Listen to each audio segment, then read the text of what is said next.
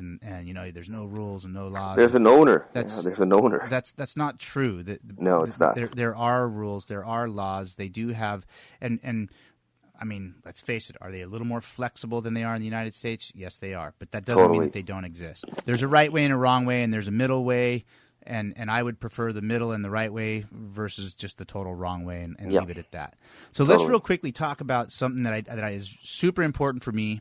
I know it's super important for you and ultimately every off-road racer or any Baja lover for that matter, because all of us want to be able to continue to come down there and explore and have adventures and camp and experience all the amazing things that Baja has to offer.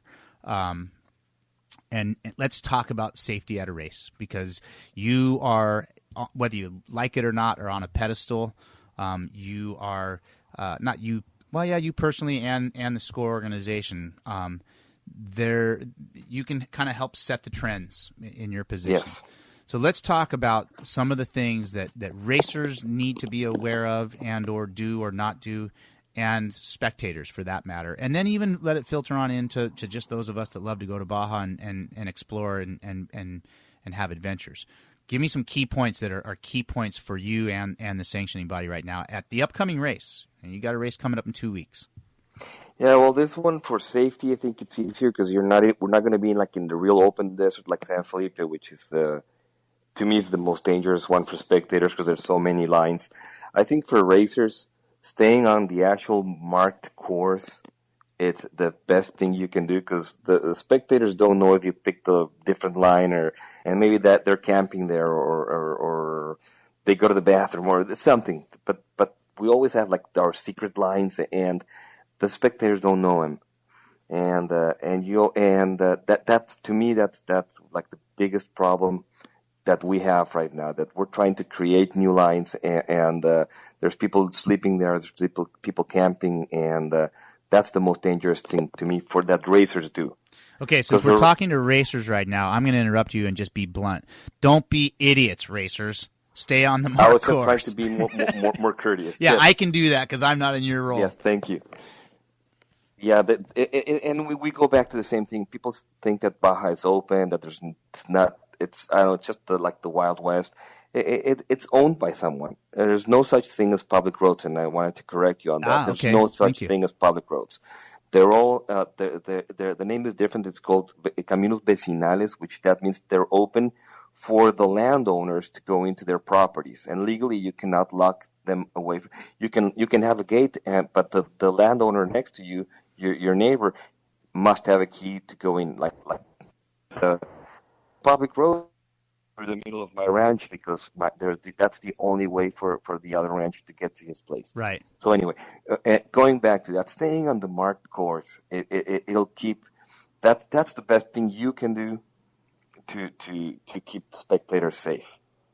And then of course, if we go back to our rules from wide open, not driving in the dust, which is impossible when you're racing, and there's so many things that racers can do to keep safe, but to be honest, it's not the racers. Racers have 1%, but spectators have the rest. I mean, we're always fighting an uphill battle, I think, with spectators, because they're risking their own lives. They do know exactly what not to do, and once they start drinking, to me that's the biggest problem with them. When they're all drunk, they do stupid things. Trying to take a selfie right there on the course. They're super close, or on the race course. They're on the outside of a turn where it's common sense. But a friend of mine told me that don't expect people to have common sense. And you told me that. Did I really? Yeah, when I talked about common sense when we did the CRV. Yeah. So yeah, spectators, I mean, we try to educate them by going to schools. We do videos. We're doing graphic videos. I mean, when you actually see cars hitting people, it wakes you up. Yeah. So you have to see what really can happen. I mean, I got hit by a race car also once. So that's right, you did. But I wasn't being a bad spectator. I was moving people that were going to be ran over. And anyway. But ultimately, wait, and correct me if I'm wrong here. You did turn your back on the race course. Is that right? Well, it wasn't the race course. Actually, There was a mistake by the racer. But what I did was I was moving a family of like seven, and where I thought it was dangerous, and sure enough, as soon as we moved them, I got ran over. Yeah. So it's okay. I mean, it wasn't really bad, but if we hadn't done that, at least 3 or 4 people would have been killed. So I think I'd like to bring this up right now as a racer, and you can share these sentiments. When you're a spectator and you're standing on the side of the race course, the perspective or the view that the racer is in control of his car, or let me back up. It's hard to understand as a spectator how out of control you are in a race car. Yeah. If you have not ever been in an off-road race car, not ever driven one, there's no way to understand how close to that edge of being out of control we are. That's our job. I mean, or what the goal is to get as close to being. Yeah, but not only that, Ryan. I mean, there's always the driver part of it, but there could always be a mechanical problem. Well, so that's what I'm saying is that as a racer, we do things in the cockpit. We make sure that the switches and or the water hose, all those things are so easy to access because we know that like a nanosecond of not having your eyes on the road or not having your hand on the steering wheel can send you off into the bushes like that, or a broken tie rod. So my point is that as racers, we get how close to being in a wreck we are all the time if you're good. Yes. But as a spectator, you don't know that if you haven't been in a race car. And that's the thing that I think is when I stand next to the race course, I'm thinking like, man, if that guy's tie rod end blows out, he's coming straight into me. I'm backing up another 100 yards. And the other thing is that you're seeing a vehicle coming, but there could be one behind him trying to pass him, and he's going to go to the left or to the right because there's no rule about which side you can pass. And now people are so competitive, even knowing or it's even worse when you know there's someone behind you, you're not moving. Yeah. So we're going to keep it like that. It's going to be. I don't want to change how off-road racing is, and we want to keep it safe. But still, that competitive thing about nerfing and all that stuff, that's going to stay no matter what. I'm not going to force someone to move. I don't want to go that way. But anyway, people like let's talk a little bit about San Felipe. And you've done it, I've done it. You're racing down on a San Felipe road or a desert road, and the people are on the road, are on the race course. They're in front of you. You don't even see the race course. And the first times that I experienced that, I said, well, I hope they move. That's the only thing that goes through your mind because you know where the race course goes, and they open up and they close back like right behind you. Yep.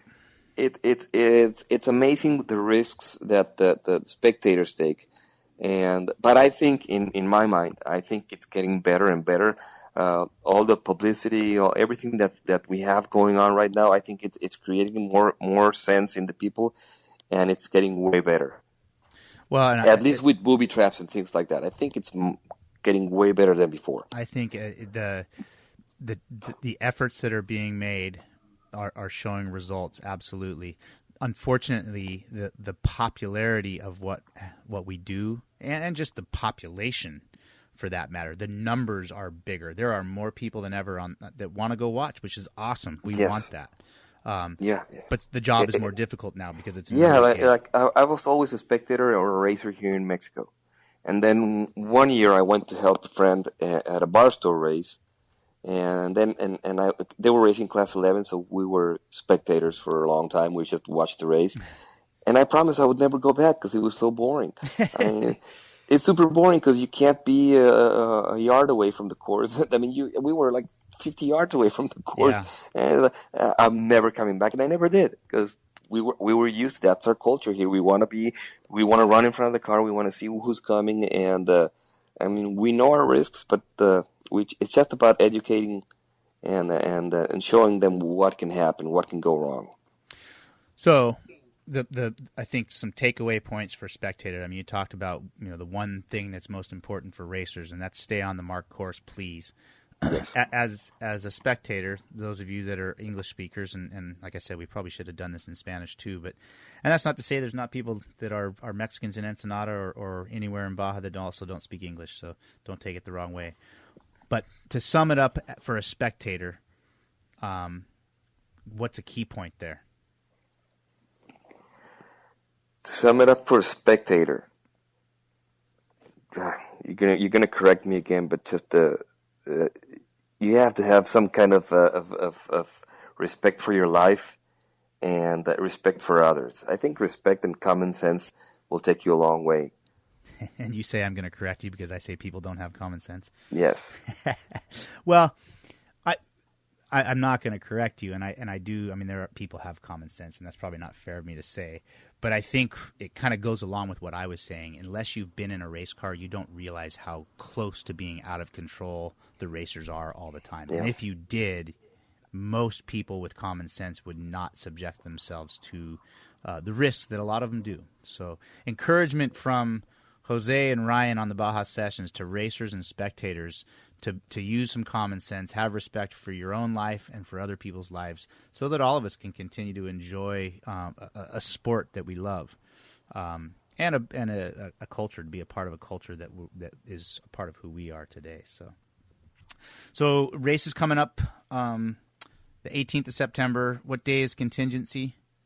It's going to be Thursday and Friday. I believe it's the 19th and the 20th. And then race day is the 21st, and the awards are on the 22nd. Ah, okay. I thought you said the race was the 18th. My bad. No, we started on the 18th. We open up registration, so it's like pre-tech. So that's the days that we have the event going on. And let's make sure we also touch real fast for anybody that's interested in racing in this race or any other race, website. Yeah, scoreinternational.com, and you can register there. All the information is there. The map usually is not there until a couple of weeks right before, and the files only 2 days before we open up the marked course, because you know how it is. Yep. If you open up the course a month before or give the map out, everyone's going to be destroying the course so early. And if, like you said, if you live there, and if the problem we have when we get permission from landowners, it's not the race. Everyone loves the race. The landowners hate pre-running. Yeah. And the funny thing is that the racers, that's what they love the most, is pre-running. Exactly. Because, I mean, let's be honest, that this is the only place, I think, in the world where you can do it like that. Yeah. And it's fun, but we should do it in a better way. Respectful way. Exactly. Yeah. If you go back to when you were racing, what did you use to pre-run? My F-150 that I drove to college. Yes. Yeah, I mean, if you had a tricked out Bronco or something, you're great. But now you're racing you're pre-running in race cars, and you're doing it. Yeah. You're not doing it once or twice. You're doing it 8, 10 times. Yeah. So we mark the course. We start pre-running, and it's beautiful. I mean, you look at something, the racers are gonna love it. And a week after that, they call me, dude, I mean, it's unpassable. What do you mean it's unpassable?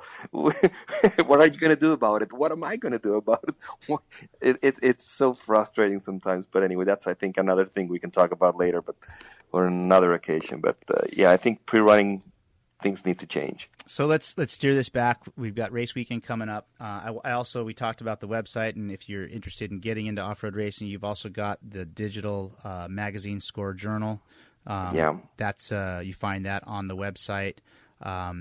Any other tidbits of information with regards to being involved, wanting to get to enter a race, places to start? I mean, the logical one to me is to, and I've said this for years, if you're remotely interested in off-road racing or want to race, one of the best places to start would be Wide Open Adventures. It's definitely the if you want to start and not have the headache of going through the prep and then all the that nightmare, and not because I'm a part of it and you were a part of it, but why not? I mean, we believe in it. We know I really believe that Wide Open is the best way to go because they're so professional. They do whatever they have to do to make that vehicle finish. Those are fun cars. They're fast. People don't know how fast they really are, but they're really fast. They're good cars. And an amazing group of guys that keep them going for you. That are both our friends. Well, listen, man, we've blown way past the 1 hour mark here. Stoked to be able to have this chat with you. And I unfortunately will not see you at the Baja 400. I will be in Scorpion Bay for a 10-day vacation.